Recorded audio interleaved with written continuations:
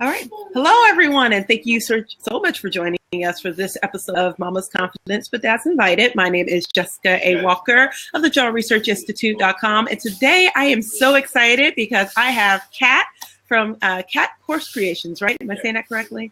It is Kat the Course Builder. There we go. Kat the Course Builder. I knew I was missing something. I was like, wait a minute, there's a piece that's missing. So tell us a little bit about yourself and what it is that you do.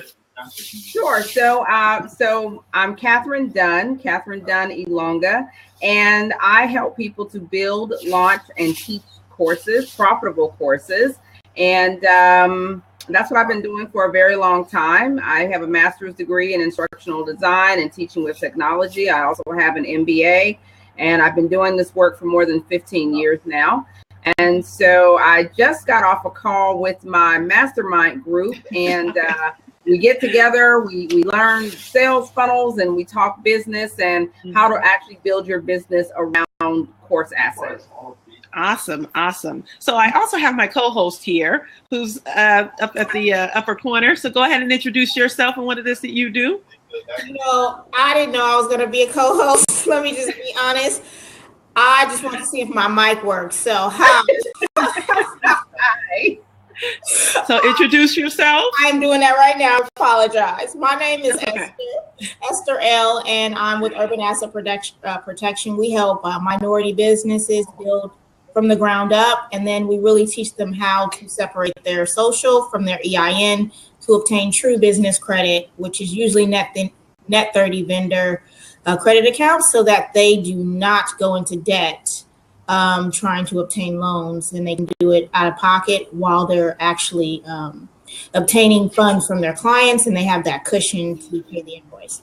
So that's fantastic. So she will be here and asking questions here and there if she has any, but let's dive right in. So Kat, you're the course creator, and how did you get started in all of this? What began this journey? Well, I started probably way back many moons ago. I started out, I was a journalist. I was an editor. And so I just had a natural curiosity about things. I love to write and talk to people and find out what was, just be nosy, basically. And I took those skills into the corporate world, and I began doing corporate training and sponsorship development and those sorts of things.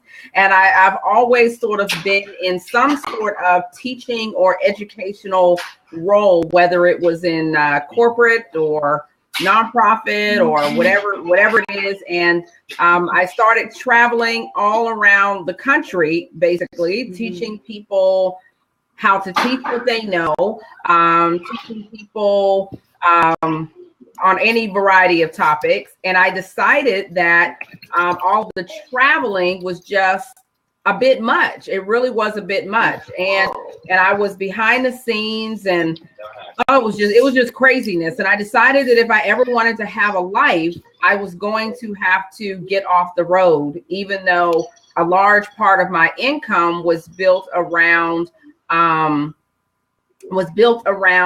being in front of people, right? So I, as I started working with more clients, and they were, things were getting more demanding for me, I was like, you know what? I see these people over here, and they're creating courses, and they get to sit at home. Like, how do I do that right there? Like, I want to do that. You know what I mean? Or at least do some sort of hybrid of that, right? So I started getting more into the actual creation of the courses, and then I started getting pretty good at it, but I wanted to be excellent at it. So I went back to school and got a degree in instructional design and teaching with technology, and really kind of the rest is history. And I've been building, launching, teaching courses pretty much ever since.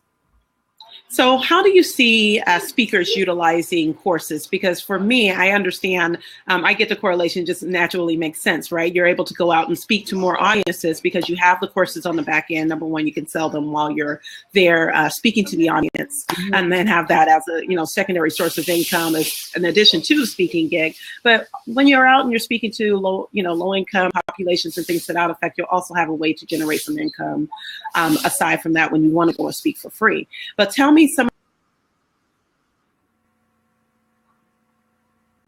of the different ways that you become while you were speaking?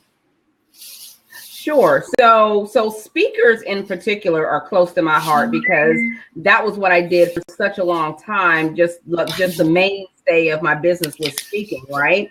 And so I understand the rigors of that, and I understand because I was on the road 5 days a week. I was out on Sunday and literally back Friday night for weeks at a time. And so I understand that. I understand waiting for the next phone call to see when your next gig is going to be. I understand that dynamic, that whole piece of it. And so, and you know, just what it takes to be able to stand in front of people and train 8 hours, 6 hours, however long it is, days at a time. It is really rigorous, right? And so speakers are like natural fits for having an extension of their business where they are, instead of doing a one-to-one teaching, they're doing one-to-many, right? So if you're able to do one-to-many, then you can work much more efficiently and you're actually making more money because you're not spending as much, because time really is money. And so you're not spending as much time. You're able to literally be on the beach somewhere in Florida or California, right? Yeah, right. Somewhere, and people are buying your courses. They're buying your courses. They're, you're supporting them, and you're sipping on something fruity. So I really, I don't see where that's a bad thing. And speakers in particular are natural fits for this, because they're not afraid to speak in front of people. They're not afraid to you don't have to convince them to to be in front of people teaching what they know. So it totally makes perfect sense.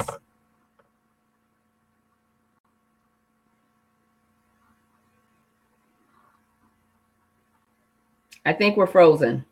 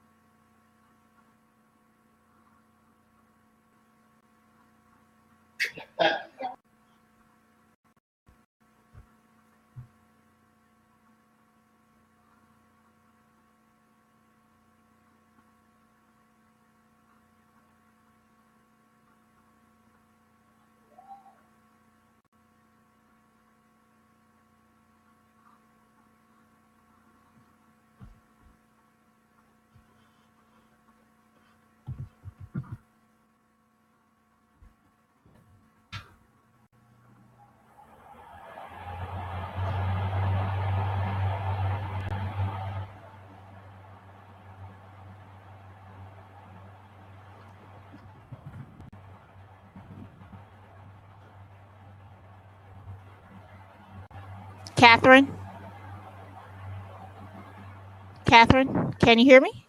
I can hear you. Oh, okay, good. I had all these mic issues. It was like the mic issue from hell. So anyway, so while she's rebooting, it might be some issues on her end. I had a question because I really appreciated what you said when you stated that I was a social worker for 17 years. And out of those 17 years, I did 12 years of actually on the road, seeing clients in their house. And when I took ownership of this new position, what I found was I was in Thailand and I had a client, and the client called me and I was able to take the call and keep working. So I like that point that you said. I was just curious. You were going into detail and you were going to say something about the whole entire process of making sure that, I guess, how can people can buy your courses. That's what you were saying. So until she comes on, what's that about? What are because we weren't really clear. What are your courses about? Yeah. So my courses are about courses, right? So what I do is I teach people how to teach what they know how to do already. All right. So, hey, Jessica, welcome back. Sorry about that. Okay. Sorry, go ahead. So my courses are about teaching courses, how to build courses to people just like yourself, people who are in business, people who say, you know what, I want another income stream. I want another revenue stream for my business. I want to be a stay-at-home mom. You know, I'm tired of being on the road, whatever it is. Or I just want to get paid, right? Because speaking of events, you get booked and they're free. I want to get paid. I want to quit my job. You know, exactly. I want to replace my income. And this is a great way to do it because the price point, like you can sell 1 million like little ebooks for $4.99 a piece and hope somebody buys them so you can have lunch money next week, right? Or you can sell a course for $200 or $300, you know, or $400. You know, a course I just launched was $500. The next level was $800, and the next level was $1,300, right? Exactly. So I've got 10 people to buy my course, and that's over $10,000 on. And where am I? I'm sitting here doing an interview. Exactly. So I teach people how to get free by using what they already know. It's not like you got to go out and get a degree. Use what you already know to build additional revenue for yourself. So it's funny, I was just telling Esther this the other day, or actually yesterday, that it really just burns my biscuits. My business coach. Yeah, it burns my biscuits when people have like all this knowledge and all this information in their heads, and they just know, you know, and they're spitting it out like crazy, but they don't have a course, they don't have even an ebook, just an ebook. You know, I understand that's just a small income, but still, that's a building block, right? They don't have an ebook, they don't have a website. I'm like, oh my gosh, you know, it just drives me crazy, drives me nuts. So anyhow, so back to you. Now, how did you get started building all of this, or how do you balance? Let me just ask that question. How do you balance being a mom, being a wife as well? Correct? You're married. I am. Yes, being a mom, being married, because that's another job, as well as holding down a business. How do you balance it all? Don't sweat the small stuff. Get help where you can. The things that you can outsource it. If I could outsource being a wife at times, I probably Me too, honey. Okay. Yeah. Can we get real? But yeah, no, we can get real. Right.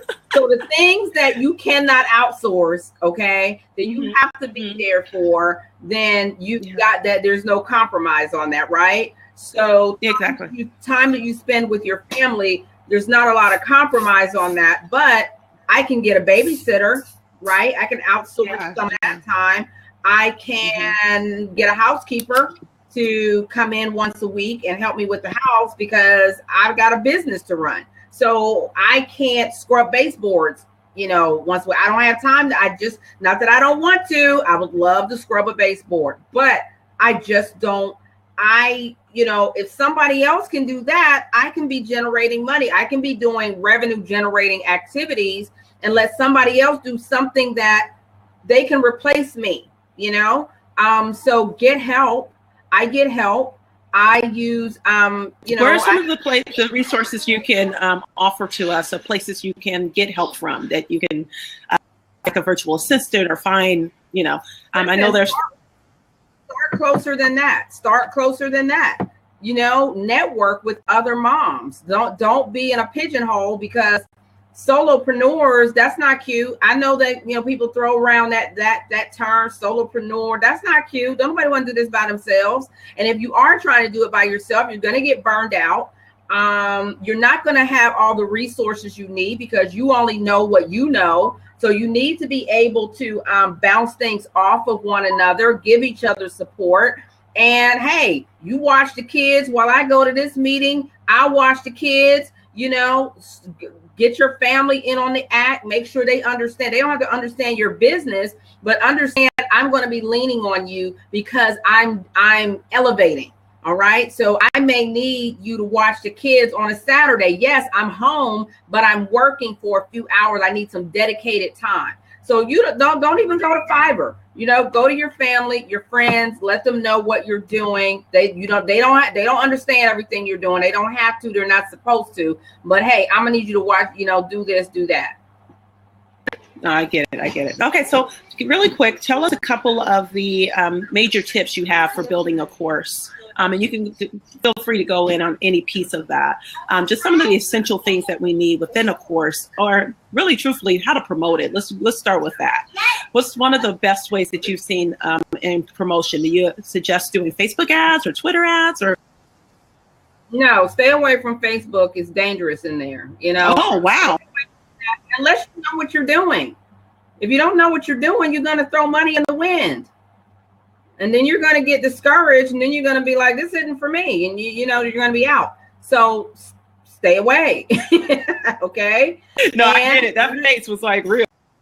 Yeah. And understand that there are no shortcuts to this thing. Understand that you're going to have to put some work into this thing. Understand that you're going to have to build organically, but there are some awesome ways to do that. Now, when it comes to building a course, the first thing I tell my clients and my mentees, I have a mentorship group, I tell them, listen, courses that don't sell are not sexy. Y'all can build a course all day long, but it's not cute when the thing don't sell, okay? So don't worry about, oh, I want to build an awesome course. If I build it, they will come. No, if you build it, you're going to have cobwebs and big old bats flying around because nobody's going to be there to buy your course. I get it. Yeah. It's the truth. It's the truth. Okay. So I said, Kat, I want to build a course. Kat, I want to build a course. Hold on. Slow down. Okay. Slow down, Sledge. Listen, first, you need to build an audience. You need people who are going to buy from you. You need people who know, trust, and like you. No, oh, nobody knows you. Nobody likes you. Okay. That's going to be a problem. Well, see, my thing about that is find people like you that like you, find people that are like similar, that, have some of the same type of, nuances, activities, interests, and all that good stuff. And then they like you. Yeah. Let me add something to that. Mm-hmm. Yes, no, trust, like, and they're going to be similar to you in a lot of ways. Exactly. However, if you believe, and I'm not saying you as in Jessica, I'm saying you in general. Yeah, no. If you are broke, you don't want a bunch of broke people. Oh yeah, no. Not saying that at all. Right. But I need to make it clear because sometimes people feel like, oh, no, broke attracts broke. You don't want that. All right. So, I tell them, nothing from nothing leaves nothing. All right. So, yeah. So figure out who you want to attract. Okay. And who you want to attract may not be you right now. I just need people to understand it may not be you right now. Doesn't mean it's not going to be you. But if you are trying to attract people who are not going to pay you, who are not, yeah, you want to attract people who are going to pay you. Their own worth, their investment in their own worth. You want people who are going to pay you. You don't want people who are like, can you take $10 this week and I hit you on that 50 in a couple weeks. That's not the business, right? So in order to start attracting the audience that you want, you have to start building something that will attract the people that you want. And that might not be you right this second. You might still be in the building phase. You might still be, but that doesn't mean that you can't attract the right audience. No, I totally get it. Well, let me put it this way. Maybe you should attract people that want to be in the same place that you want to be, or or higher. Let's put it that way. People like you that are like you. I mean, in the sense of people that really want to succeed. Exactly. That want to succeed in business, that want to take their business to the next level, or even just if they're still building, like you said, they want to build an audience and all that good stuff. You still have that same that mentality of an upper level. But I totally get what you're saying as well, because I've had some clients that have been in that mindset, and even some of our speakers that have been in that mindset. And I'm like, you can't, you won't thrive. Your business will become bankrupt if you continue on this way. So I totally get it. So what are some of the tips that you have in generating an audience, and really just how did you build yours? Because I know you're on Periscope, so let's kind of dive into the live stream of that. How do you really start to build your audience? What are some of the things that you do? Okay, so I'm old school. I'm Generation X. You look like a millennial.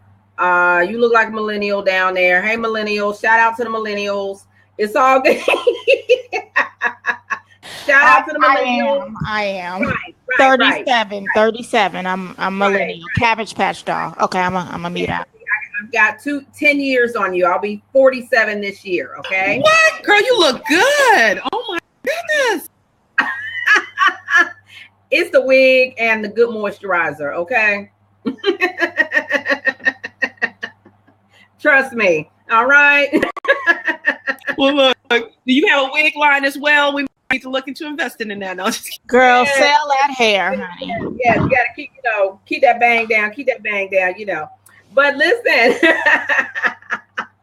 listen, shout out to the millennials. But when I was coming through all of this, it was old school. It was the old school way. Get out there, network, let people know what you do, get involved, shake hands, kiss babies, all that good stuff, right? Well, now we have something called live stream. Now we've got this amazing thing called live streaming. You've got Periscope, you have Facebook Live, you have YouTube Live, and lots of other things that are coming down the pike. It is by far the best way, the easiest, the fastest way to turbocharge your audience. Okay.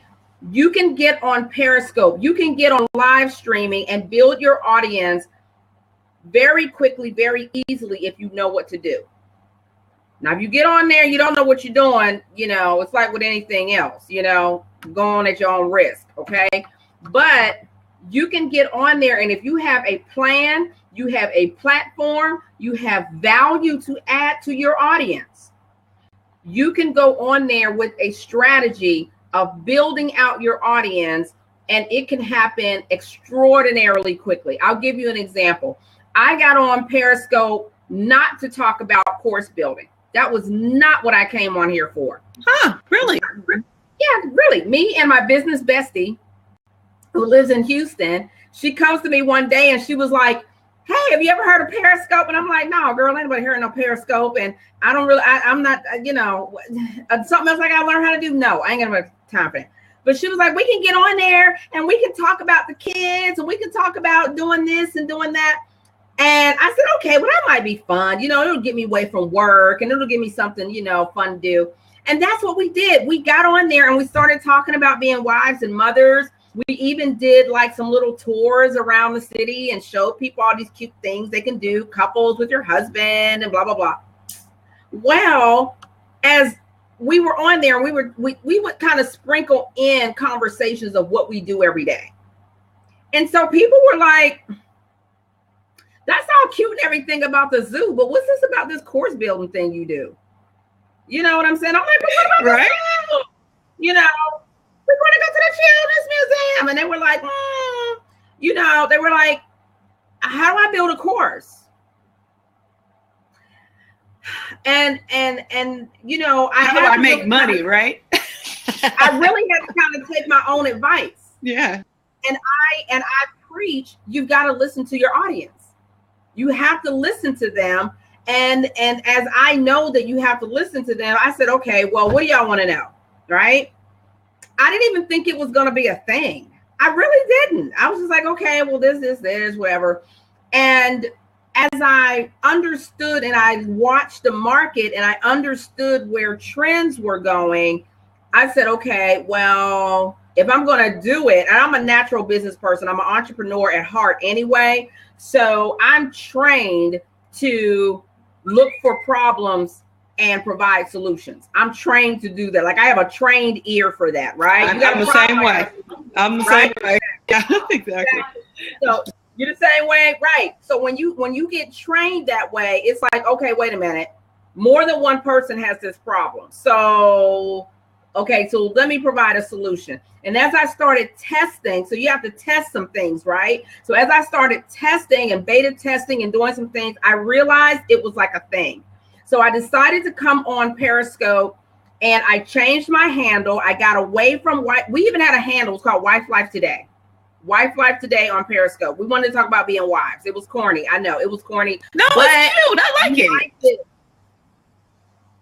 It was kind of corny, but we had fun with it, right? We had fun with it. So we got rid of Wife Life Today. She started teaching people about HR stuff because that's what she does in her business. And I started teaching people the course building stuff because that's what I do in my other life, right?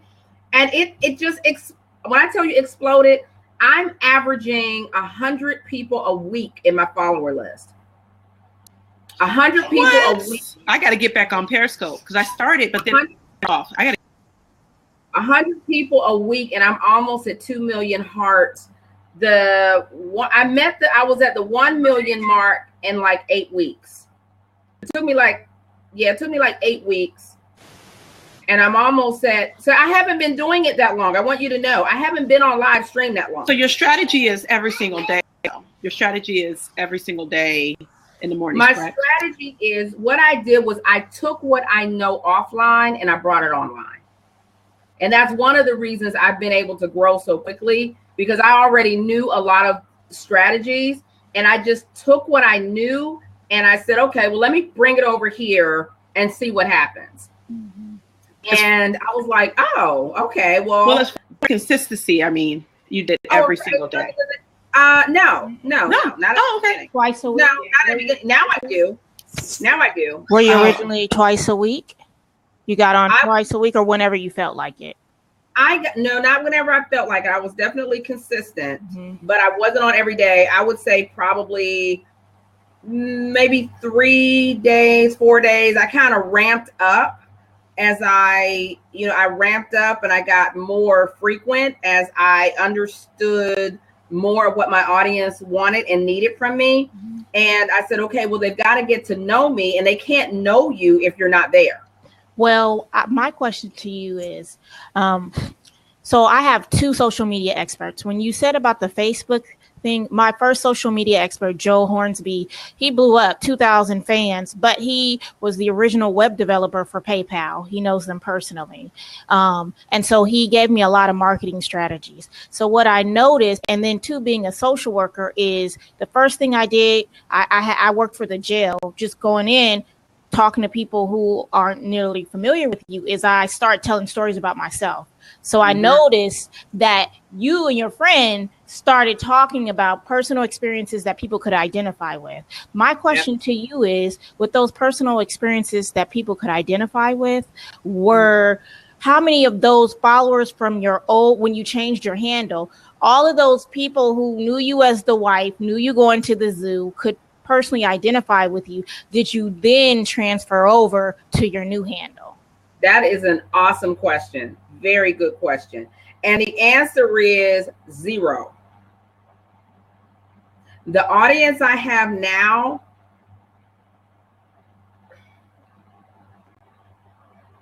there are probably 2 people out of all those people that came over. Maybe 2. Wow. Maybe 2. It is when I tell you completely new audience, and that was one of my fears a little bit. I was like, I don't want to lose the people I have, I don't want to lose the people. So it was a little bit of an emotional decision, because you feel like you're abandoning the people that, were there, and you're like, and I was like, okay, well, maybe they'll come over. But being a business person, I knew I was prepared for the reality that they probably wouldn't come, because a lot of them weren't following me for business advice on how to build courses. Yeah, totally different audience. Totally different audience. Totally. And every now and again, some of my older folks will come in, and I'll be like, oh my God. Yeah. They'll say, hey, they'll come in to say hi, but then they'll go out. They're not interested. Yeah. So is your key to your success being very specific? Like, because you only deal with courses? Do you think that's? I do. I think it's really important to niche down, distinguish yourself in the marketplace. That's one of the things that I teach, is how to distinguish yourself. There are a lot of people out here. A lot of people do a lot of things. And how do you stand out from the crowd? And one of the things is you have to be consistent in your message. You're like, and you know, some of my mentees are like, but Kat, you know, I know how to bake cookies and I can sew and I can, you know, I can do all of this. And I'm like, listen, that's cute and everything, but listen, what you want to do? You want to make money or you want to have a hobby? You know, which one you want to do? You know what I mean?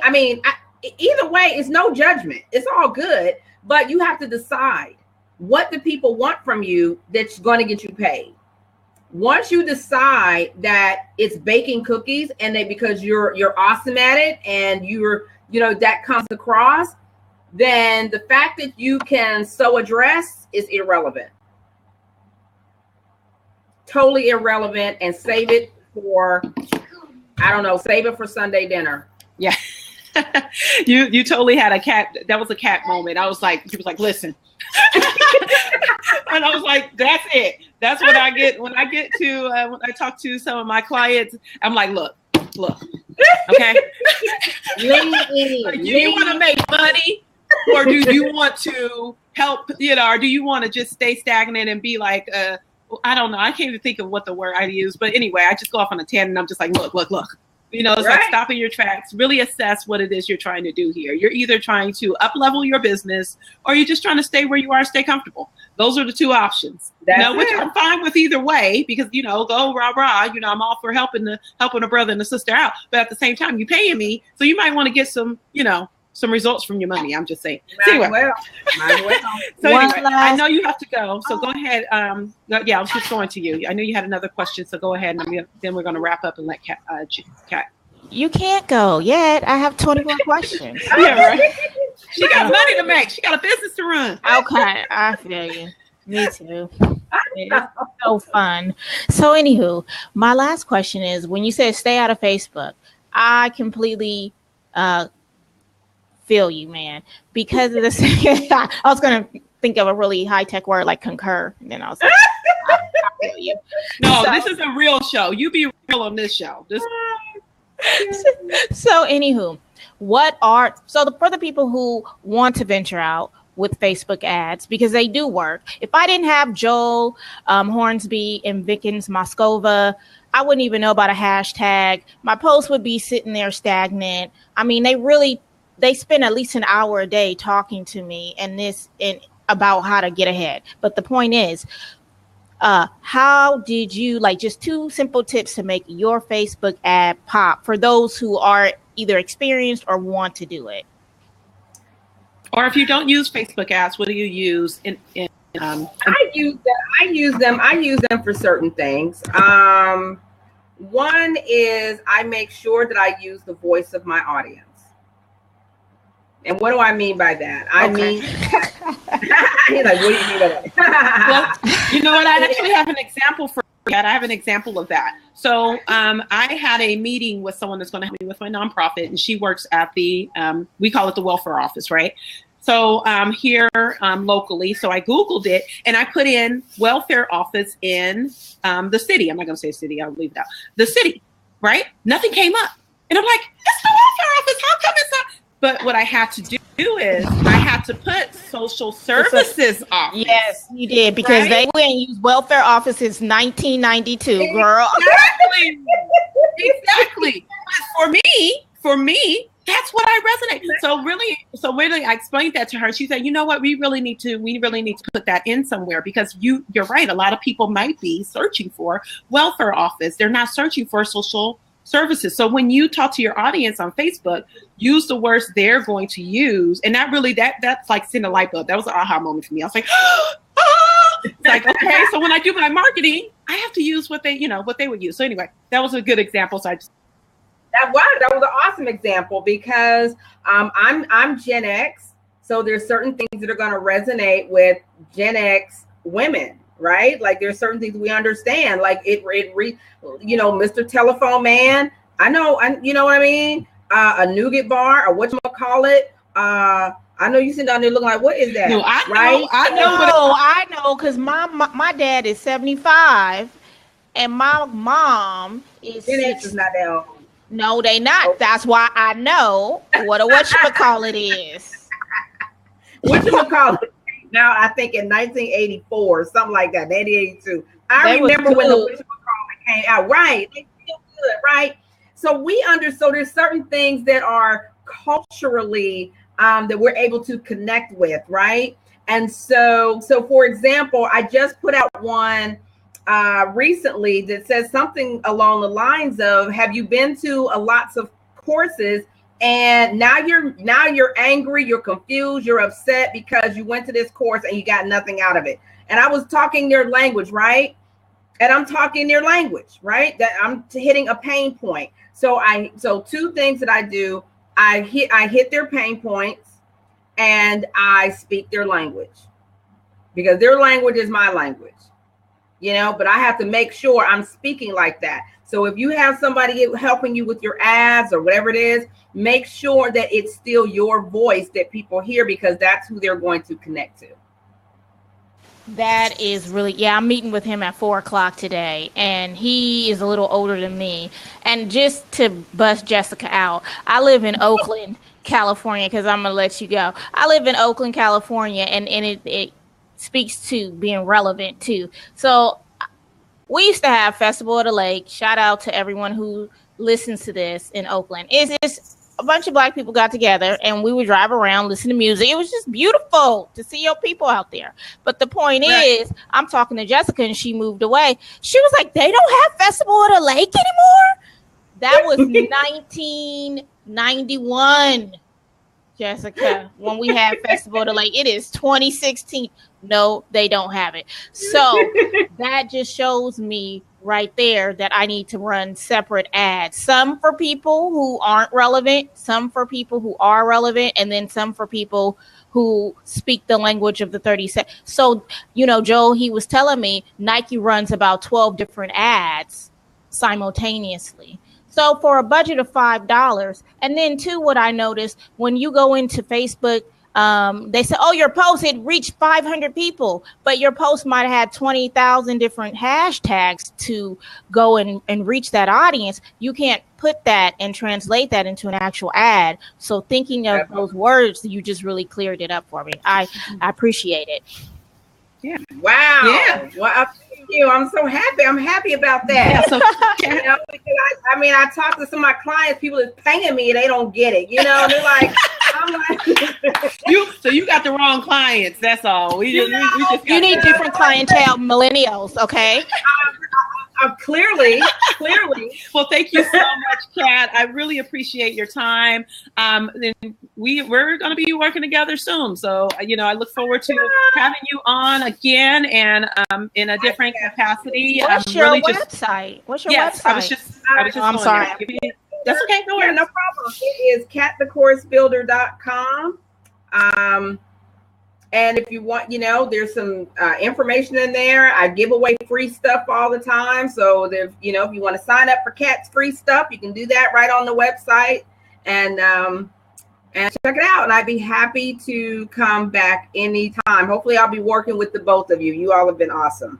Thank you so much. All right. So Kat, go ahead and type in your website address there in the chat room, and we'll go ahead and end this. So thank you so much for watching this episode of Mama's Confidence Dads Invited. I hope you really truthfully got some value out of this. You can go ahead and tweet me on Twitter at Josh Speaks, and then definitely check out catcoursebuilder.com to find out more information about Kat and Urban Asset. Go ahead and give your website here as well. And so we look forward to seeing you guys next.